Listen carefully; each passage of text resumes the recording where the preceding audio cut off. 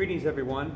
Today we're going to address tightness that you were probably all experiencing from walking more, running more, being actually more active than you would in normal life. So a couple of things that we need to have at home. Everyone needs to have a foam roller.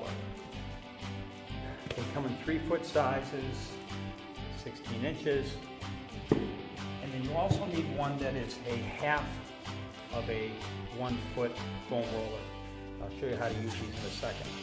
There are different densities. We have a black, which is very high foam dense. We have a white, which is a lighter foam density, a little easier on the body. Then we have one with PVC pipe, with foam, with rubber put around it, and that's a pretty dense one also. There's no give at all.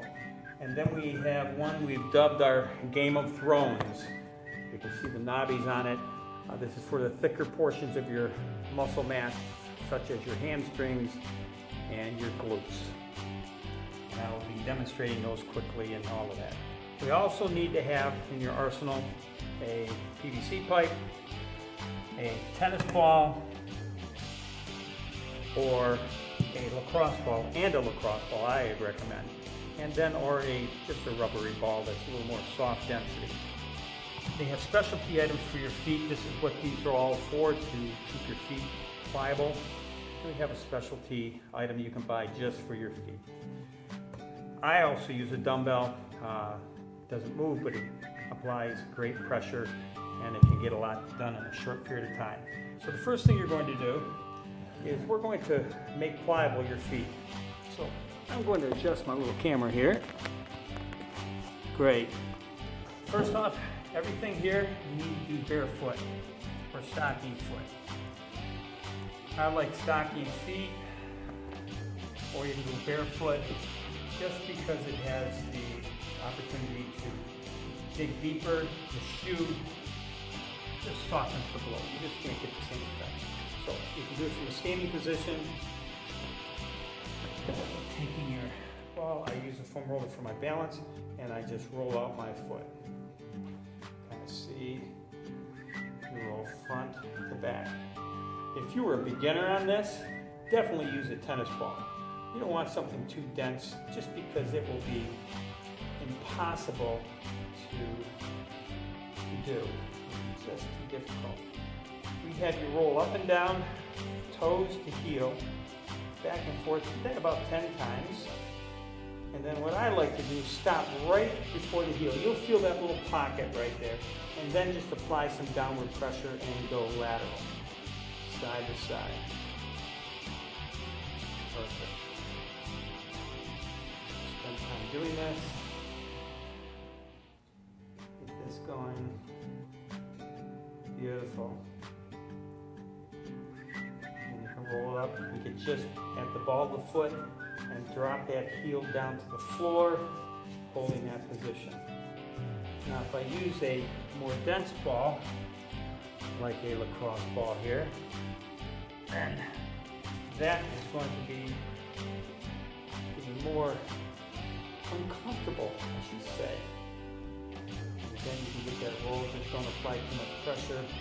Listen, lacrosse ball for all you fitness enthusiasts, whether you're playing tennis, squash, golfing, a runner, biker, your feet are the epicenter and the, I guess would say, the unknown and the unappreciated part of the body. But once you start treating it, you'll become an aficionado of this. Next, let's go to the other foot. Same thing, do both sides. Clamp it down, back and forth. Do that about 10 times.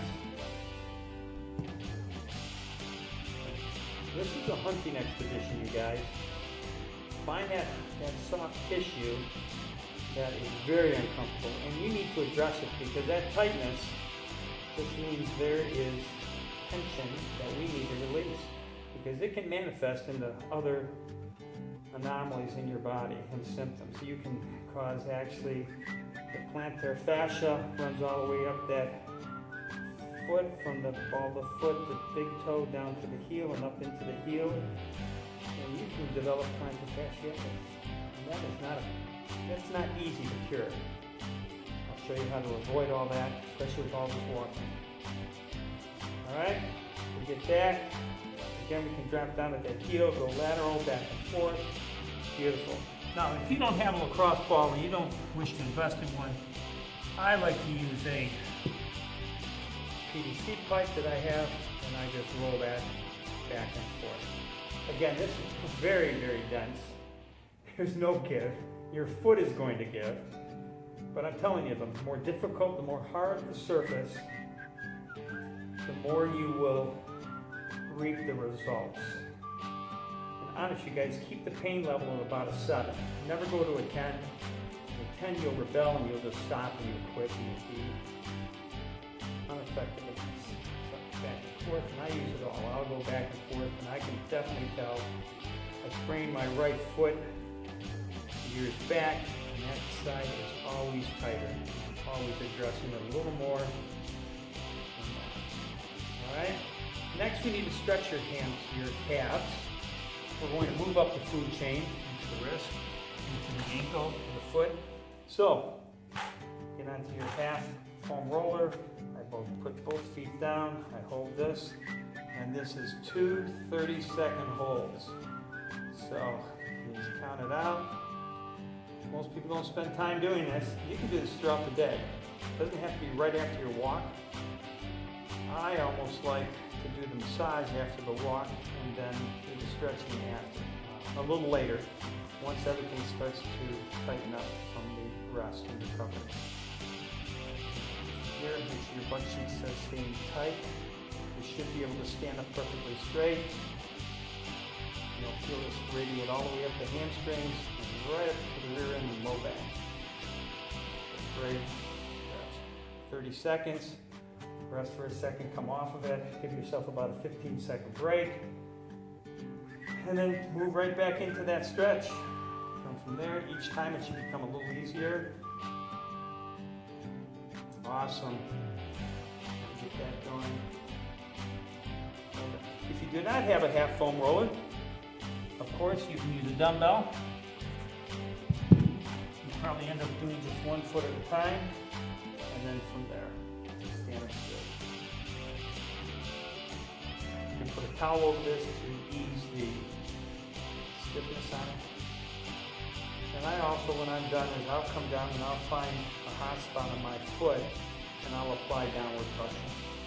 This can all be done from a seated position, but you don't have that much control over the intensity and the leverage that you can apply, which is tremendous. Alright, so we've developed 2 things. We started with our foot, rolling out the bottom of the foot, making sure that that stays pliable. And then we have our stretch of the calves. Remember, 3 30-second times. Cycles through every day. Next, we use the foam roller. A couple areas we need to work on. You need to work on your IT band, which is a group of tendons that runs from your knee all the way up to your hip.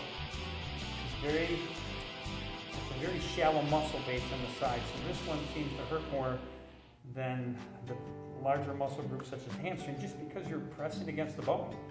So for beginners, use the softer foam roller.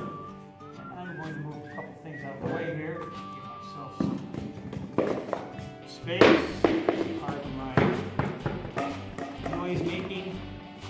I'll take this, my right hand side, and I start out with my planting the foam roller just below your greater trochanter, which is that hip bone. And we're going to roll from that hip bone down to your knee. So you need to give yourself a good spread with your arm so you can roll all the way down. And back and forth 10 times. This is not a slow process. This is pretty quick. Alright, now if that is too intense for you because it hurts like a mother, then put 1 foot on the floor and take a little bit of a load off. You can put it on the floor or you can put it on the foam roller. Apply pressure down, which will take some of that load off that hamstring or that IT band. Now, I'm going to use a heavier foam roller because that is doing absolutely nothing for me. And I live for this discomfort.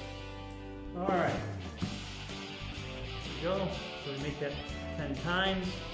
And once I'm done with the 10, then what I will do is I leg curl the down leg side, and I find that hot spot and I just curl.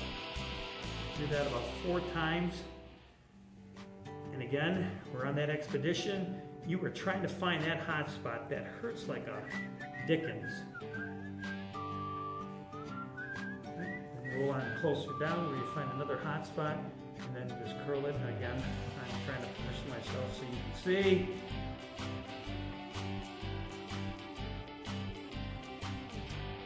Specifically for your walking, you'll feel this all the way up that food chain, upstream and downstream actually of your leg, right up into your rear end. Now, with the harder foam roller, roll right above that bone of the trochanter, greater trochanter. There's a little pocket of soft tissue there. And that is where everything connects. Call it the glute attachment. Everything from your rear end, everything ties right in there. It's like the junction box for a fuse box in your home. All electricity goes there. For your leg and all your hinging. And then what I'll do is, let me get into a better position here. Then what I'll do is once I roll that 10 times, then I bring the knee up like I'm doing a knee up sideways. And I do that 4 times. All right, go to the other side. Roll it out. In a position. Stretch out. Nice. And you'll find one side is tighter than the other, just because you have a dominant side. And it takes about 10 rolls to let your IT band let the guard down, because the muscle wants it to stay tense to protect it from impact tightness. So about the 8th or 9th, then you start getting to that soft tissue. You get curved like it is. This is not my sensitive side, my left side is. All right, once I get to the 10, a lot will espouse just staying in that one site for 30 seconds, then move to another hot spot for 30 seconds, and then still another. But I like to expedite the movement by curling the leg out. It's a little dynamic movement. Do that about 4 times each site. That's very sensitive. Okay, and then we're going to roll up over the greater trochanter. You'll feel the bone of your thigh, and then roll just over the top of that soft tissue.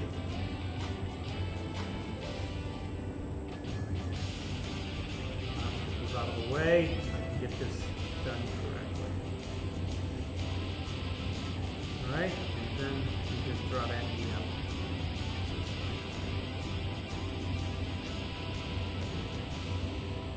Perfect. And then you can roll out your quads from your legs, back and forth. When you become very, I would say, non-sensitive to this, adapted, you can do one leg at a time and really sink that weight in. Again, 10 times. Once you're done with 10, you curl your heel up at those sites where you're very sensitive to hot spots. Loosen up. Then you'll start to really understand what happens when you bend your leg at any time. When you're walking or squatting, you can feel how this muscle is engaged. All right, let's do the other leg.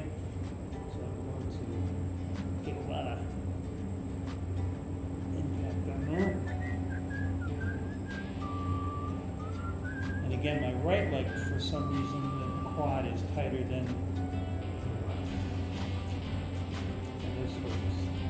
again, if you want to take some load off, you put the other leg down, and give some downward pressure to take that sensitivity.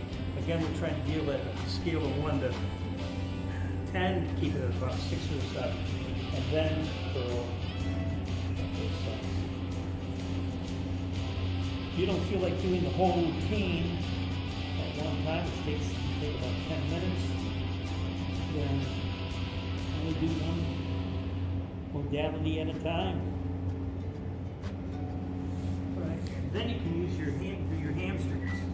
For this one, this is when I like to use my Game of Thrones foam roller. So let's get this one over here. I stick this one right in my hamstring. That's a deep muscle, you guys. And you can take a lot of load on that baby. So,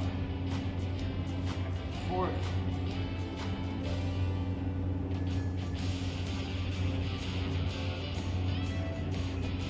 It's April 17th and it's snowing. I'm not happy, but I did get my grass cut yesterday, which is a good thing. All right, switch legs. Warm up. Not getting one leg at a time. You can do both legs. But I like to apply this pressure way down deep.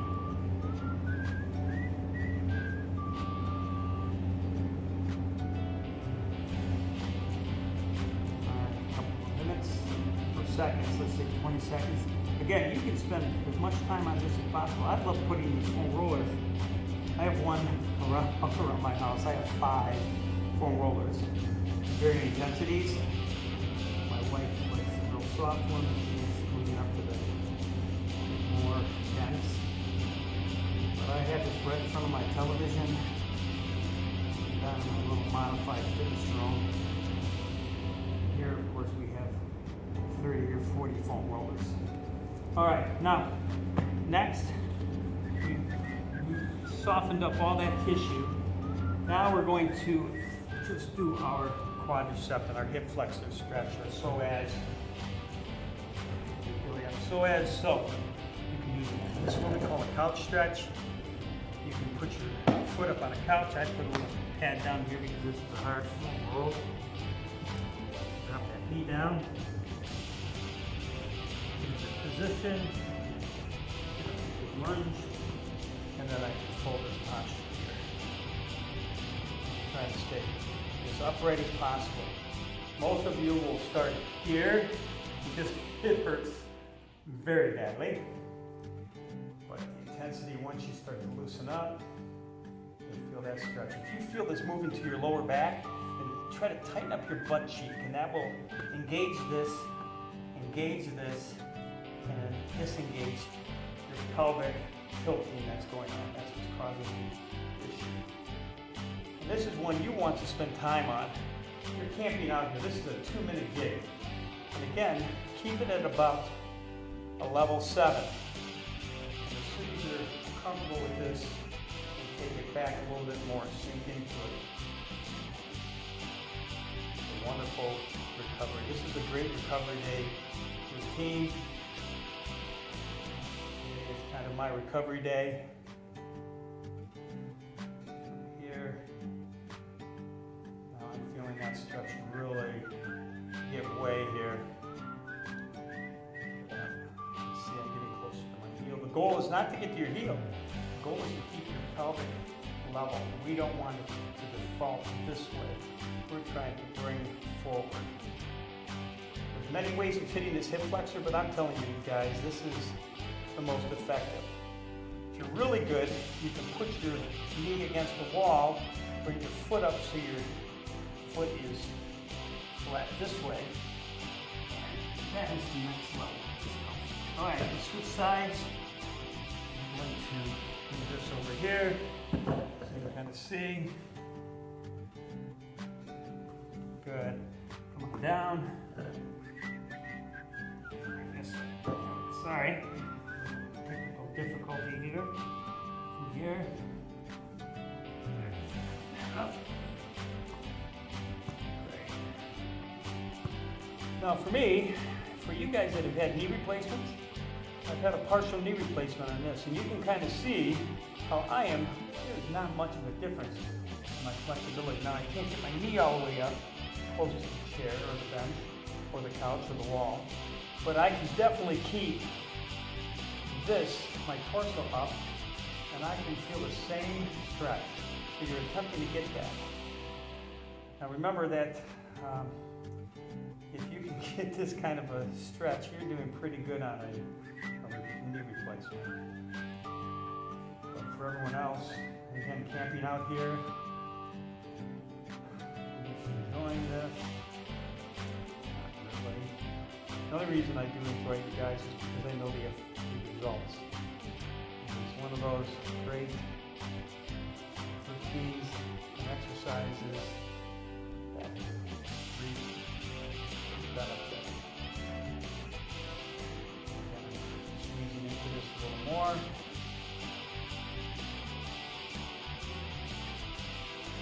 This is just purely a lower body engagement. I didn't get into the glutes at all or low back. We're just dealing right now with the lower leg. Some of these you do every day, some you can do twice a week if you're really pliable. If you're not feeling this at all, you don't have to do it all the time. I like to do this in front of a mirror so you can kind of make sure that you're staying upright. Again, if you're like this, bent over, you need this every day. We recommend twice a day. If you can do 2 minutes on this, and you are going to see some great results. I remember back when they first started that 3-day, 60 miles a day, or 20 miles a day, 60-mile total walk for Carmanos. And I had women stopping the competition because they couldn't walk anymore. Their back was hurting, their hips were hurting, and I gave them this stretch, and they were able to complete the series, and they never had that problem again.